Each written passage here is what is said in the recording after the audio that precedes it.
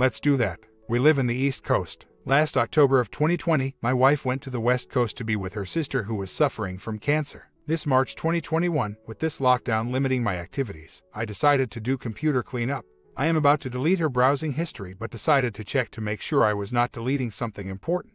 Long, and behold, shock was the understatement of what I've found out. She was into videos and she had been frequenting dating sites like AFF, CL, AM, etc. Looking at her search history, she went searching online for a place to get laid or to have ons. I confronted her and she did not deny it. She said the memory of her past ex came rushing in and she was overwhelmed with different emotions. She admitted having online dirty chat. She said she did not push through with her plan of having ons, though she admitted that she went out on a lunch date on 2 separate occasions with 2 different persons, but she swore that their meeting was not dirty in nature, but that they wanted someone to talk to in person. She said that it was selfish on her part to have done it. She was sorry not because she regrets doing it but because I discovered it and was hurt by it. She planned to keep this a secret and bring it to her grave. She came home this month. I told her that I want divorce but she begged for my forgiveness. I told her I want the details of her misadventure. She said she started online chat the second week of November 2020 and stopped it on the first week of December 2020 and never did it again. I verified this to be true based on her browsing history. She said it was all done online.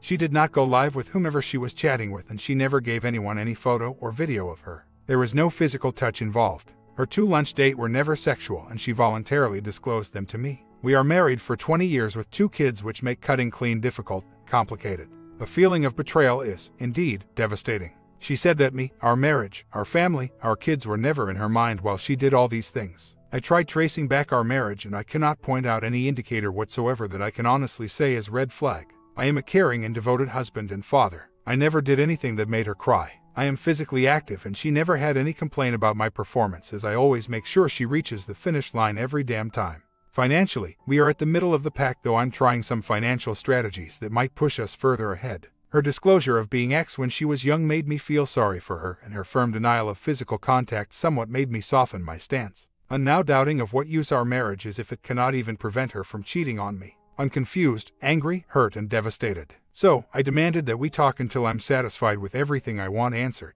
She agreed. I asked why she did it. She said that she was suddenly reminded of the memories of being molested when she was young. She was flooded with various conflicting emotions like anger, sadness, lust, and feeling filthy. She admitted that she wanted to have ons to get back at men but then realized that she was giving them another chance to take advantage of her if she does. So, she went online. She chooses men that she thought were dirty maniacs based on their profile. She would then manipulate the conversation. With the promise of meeting in person afterwards, she made them do and say anything that she wanted them to do and speak. She said she enjoyed the fact that they were willing and eager to say and do as she commanded them. When she's satisfied that they did enough, she would ghost them. I asked if she was masturbating while chatting. She said no. She was not really aroused while chatting with them. She just wanted the feeling of having the power over men who she thought were maniacs. I asked her why she did not do it with me instead and she said that it's different because I have been a good husband and I was the one who made her realize that not all men are dirty maniacs. She told me point blank that she was not sorry she went ghosting some men online. She was just sorry and sad that I was made the collateral damage of what she did. I asked her if she knew those who molested her and she said yes but she made me promise not to force her to name them. I asked why and she said that I met some of them and she's afraid because she knew what I'm capable of doing. At this point, I felt rage. I asked why she did not tell me about her molestation and she said that she was afraid that I will consider her as filthy and leave her. I told her I was offended that she thought I was that kind of a man. She said she can't help it because she experienced being left or abandoned so many times before permanently by her father and then her mother for some time. I also asked about the 2 lunch dates she had and she acknowledged that those were her lapse in judgment but she swore that the meetup were not physical in nature. She said she agreed to meet with them long after she already stopped going to the dating sites. She admitted that their initial chats were based on bonding but then it transitioned into non-dirty topics like why they in the dating sites were. She figured they were not the aggressive, dirty-starved maniacs so she did not ghost them and continued to chat with them outside the dating site but the topics were no longer about sleeping together. She said she decided to meet up with them once she felt that they were not threat and that they met at a public place and restaurant in a mall. I asked for her login access to the site she frequented which she did. The accounts were deactivated. She asked for forgiveness. She said she would be grateful if I will still help her deal with her demons but she would understand if I won't. And if I do proceed with the D, she requested that we do it gradually for the sake of our kids, like I could move to an apartment and tell my kids that my company is moving me to different state until they become used to us getting separated. This suggestion broke my heart. I asked her to undergo a polygraph to which she agreed. I don't know, but at this point, the pain of her online bonding chatting seems pale in comparison with my desire to know the identities of those who ex her. After dinner, I asked her to watch a movie with me. She had no idea, but the plot of the movie revolved around child X. She was relaxed at first, but when she realized what the movie was, she suddenly froze, grabbed my arm so tight that her fingernails started tearing into my skin. A minute later, she was crying silently with tears flowing down her face. She was staring at the screen, but I can see that she was seeing past through it. It was freaky. I had to stop the movie and gave her some time to recover. Soon afterwards, I asked her why she did what she did. She said she thought it was the best way to address her emotions at that time. I asked if she was bored with the marriage. She said no. I asked if she still loved me. She said very much and asked me to recall everything she said and did to me prior to her misadventure. She said she has no justification for the things she did. She said she was sorry I got hurt. She said she was not sorry she did it because nothing was taken away from her. I asked her if she will do it again. She said no. I asked how I can be sure. She said that if similar emotions occur, she is no longer ashamed to reach out to me for help. I got referral for polygraph exam. Calling soon for appointment. Dang life. Why does it have to be so complicated? Polygraph, done. Result within 2 weeks. Told her to lawyer up as I will be consulting with one soon. She said she doesn't need one. She said I am a just and reasonable man and she will sign legal papers that need signing. I told her I need some time alone to navigate my way out of this mess. She agreed. I will be bringing her and the kids to her mom's place. It's unusual, I know. My next course of action depends on the result of the test that would affect so many lives, so I did not simply bring her to whomever is available to administer it. Truth is all that matters to me, that I have to reach out to some people who know people who can help me ferret out the truth with the least possible margin of error. The result would strictly be for my own guidance and I cannot present it in court. I had to sign NDA before my request got the needed endorsement. I pray that all my decisions be properly guided and for the best. Update: polygraph result came in. She got cleared. My comment: if she is between 40 and 55, she is going through midlife. At midlife, most of us revisit our lives and we work on our internal pollution. She used her internal pollution to justify stepping outside the marriage to clear her internal mess up.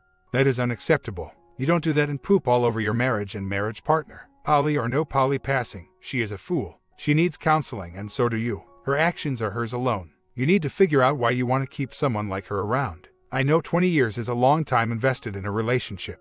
I had 21 invested in mine when at midlife. My ex thought it was time to sow the oats he never got a chance to do. Excuses are just that, excuses. Don't excuse the inexcusable. Mine dumped with for a 27-year-old prostitute that lied to him about being a graveyard shift nurse. Don't believe her. She was out there getting herself some strange. She found it and her excuse was revenge on childhood traumas. It was selfish. She is selfish. That won't change in her. She is not the woman you married. At midlife, she opened Pandora's box and now that can't be closed without professional help. Nothing to do with the marriage or you. It is all about her and her selfish needs. Story 2. The Ride. I will try to keep this short, but I have been married to the love of my life for 14 years. She has been my sole focus, as has our family. We have a daughter, 13, straight A, honors student. We had what I thought was a very good marriage. There have been communication issues and instances, and we struggled in our first 8 years. We decided together that she would stay at home with our kids. Each of us had a child from previous marriages during that time. Family, kids over material. I had been fired from a job right when we were married. So, again, our first 8 years included a lot of struggles, but we survived it. I finally found an excellent, stable job, and we really started to gain momentum. I had always supported us. We just did not have a lot of extras. Credit was not great either, due to the struggles. However, that all was over 6 years ago. We made it out. Recently, my wife has asked for a divorce. She has worked 4 of the last 6 years, and is now a loan closer at a local 6-branch bank. Over the past 2 years, she has slept with her phone, literally. I have seen male customers in her phone and as friends on Facebook. In October, she was on the floor, with phone at the foot of the bed. When I got up, she shoved it under the bed. I walked by. I came back into the room after getting a glass of milk. Was going to sit next to her. She was back in the bed and asked about the phone. She, again, shoved it under the pillow. I went to bed, upset and confused. I should have demanded to see it. I started to be very suspicious and worry about it. The behavior became swiping the screen away when I was near, double security, etc. After a tougher year with bonuses, my income had been less, so I had to cut some things back. But her 40th birthday was in December, so I bought her a pair of diamond stud earrings, hoping that would be a wonderful, appreciated gift. She started opening my mail, then. I was late on a couple of payments, see earrings. Forward to February, she asks for a divorce saying she is 40 and wants to have more in life, citing our struggles from years past. I do not think there is a physical issue, but do believe she has an emotional relationship with someone. She is a private person, but went to her family and her father sent her the lawyer money. She went to one, filed papers, is moving fast to get it done, and is leaving for an apartment next week with our daughter and my stepson. Yet, she says she loves me and offered me bonding last evening. I am devastated. I cannot stop it. I keep reading, have been to counseling, and I keep being told to be neutral and let her go. I am trying, but truth be told, I just want her to stop.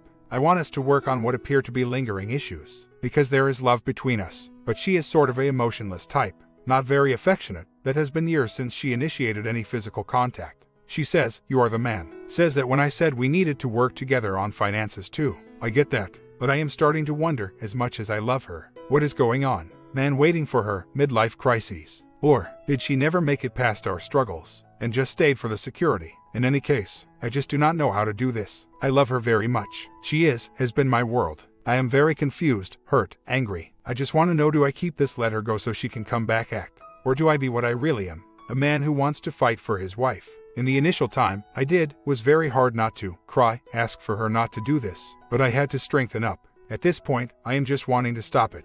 But I do not know what is best. I just know that losing my wife, our family, is the last thing I want, our daughter wants, and I am lost at what road to take. Sorry for the long post, but I am just crushed over this, and I cannot think of why she is so cold and wanting to leave, but says she loves me and does the other. Confused, hurt and devastated. I am okay with legal advice. My mother is a well-respected family law attorney. As far as the phone behavior, I should have insisted, stopped it, but I believed she was doing social media, politics. Lastly, I got into the phone 3 times over the last couple of years with her thinking it was protected.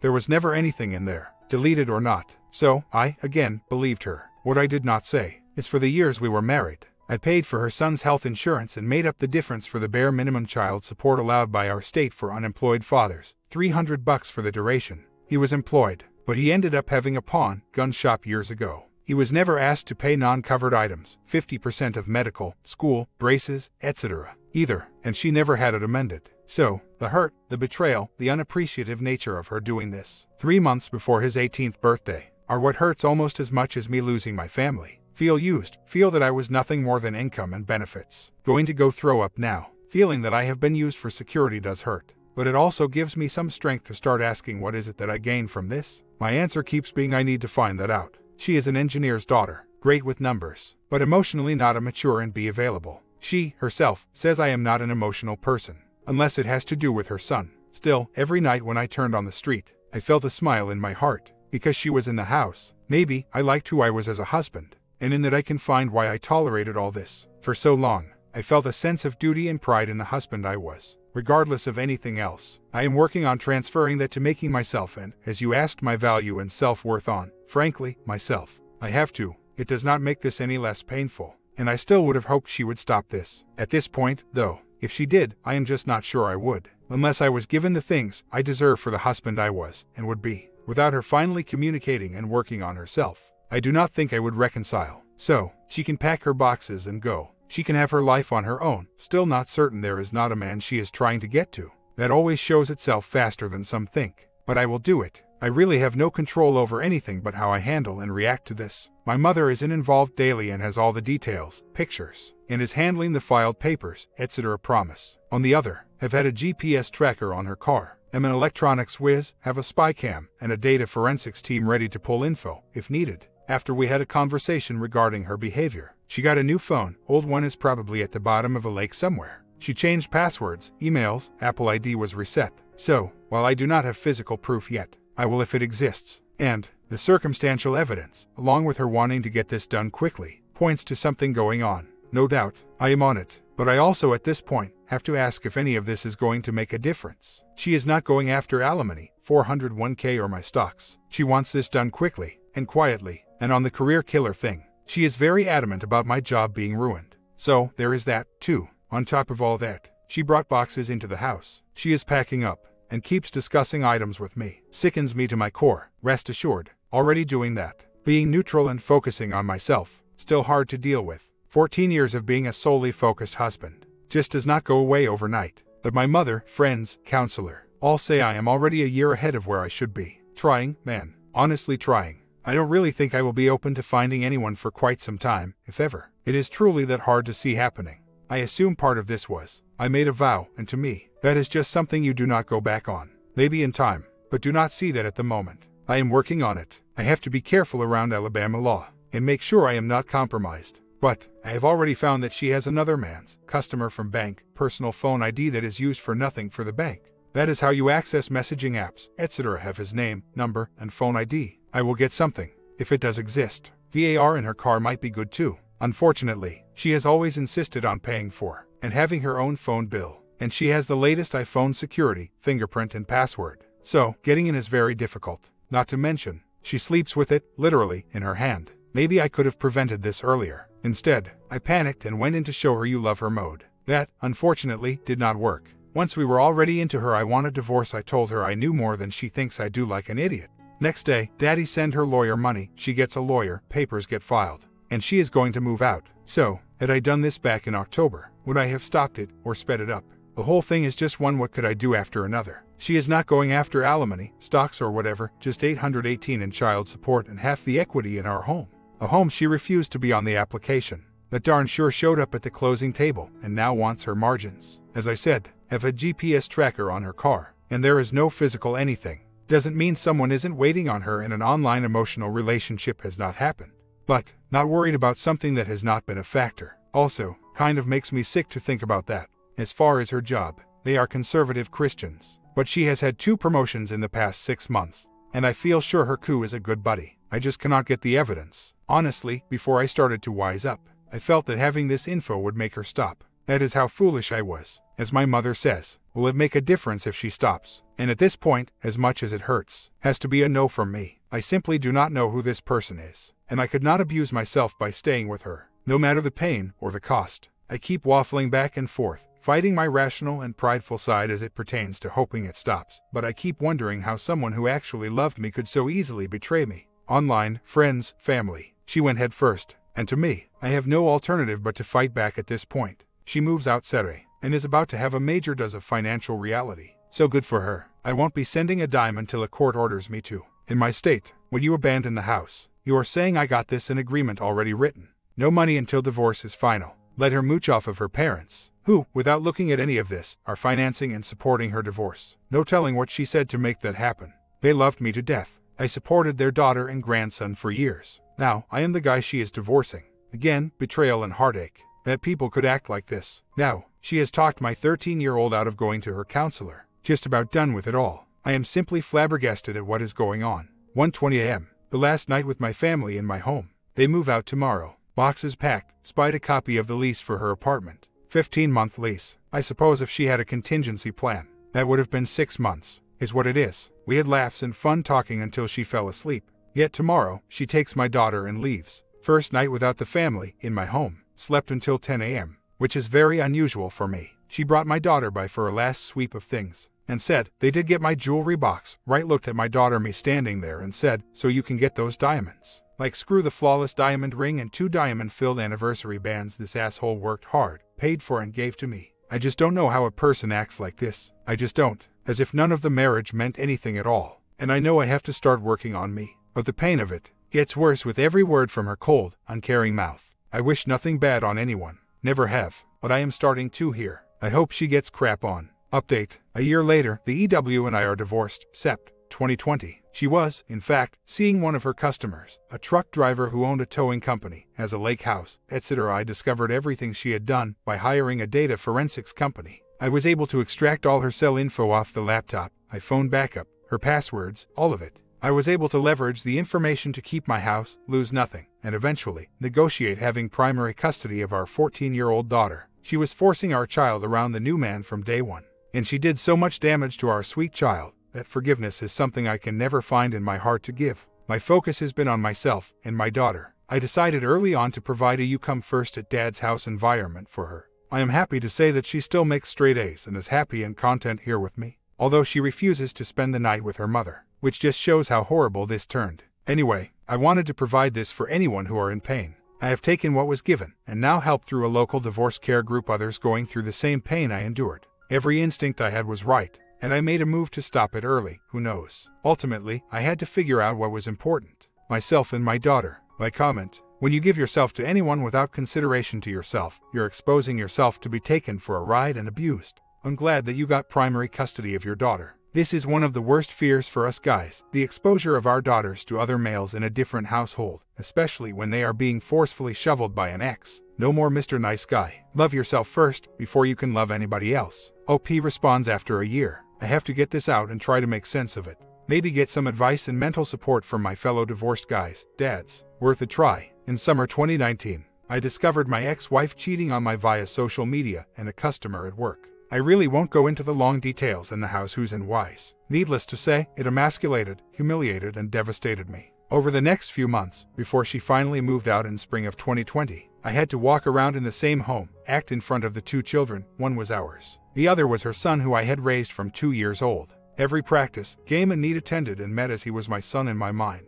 Once she moved out, I finalized a lot of the discovery and things that I had not wanted to see. I had a data forensic company extract and prepare all of the information she was careless about leaving on electronics, etc. Anyway, my daughter came to me 2 months after being taken from the home and asked to be able to move in with me. She did so in September of 2020. She has been with me ever since. She has spent the night at her mother's 3 times in the 2 years since. I do not speak ill of her mother, and I do my best to co-parent. I have put my daughter first at every turn. We make a great team, and she is making straight A's, is a funny and well-rounded kid. She saved my life. I love her dearly and don't think she would ever know how much purpose she has put in my life. As for my post, all of the above started a snowball for me. I cannot seem to find the way out of it. I worked hard on recovering and learned a lot about myself through the remainder of 2020, but the issues keep coming. Met a woman, lost my job, 10 years in, 3 weeks later because I could not travel as much being a full-time parent. Struggled to keep her, lost her the day a tornado hit my home. My truck blew up right as the payoff was the amount to fix it, after spending $4,000 on other maintenance to keep it running. Have struggled finding work. Either too overqualified or they think I am too old or don't have a bachelor's degree. Started a business and sold it 8 years later at 21 years old. I am doing work on my own where I can make ends meet. My home AC broke down 2 weeks ago, and I spent all I had getting a new one financed. It just keeps coming and coming and coming. Anyway, I wonder if anyone else sees a pattern after they feel so hurt after being cheated on.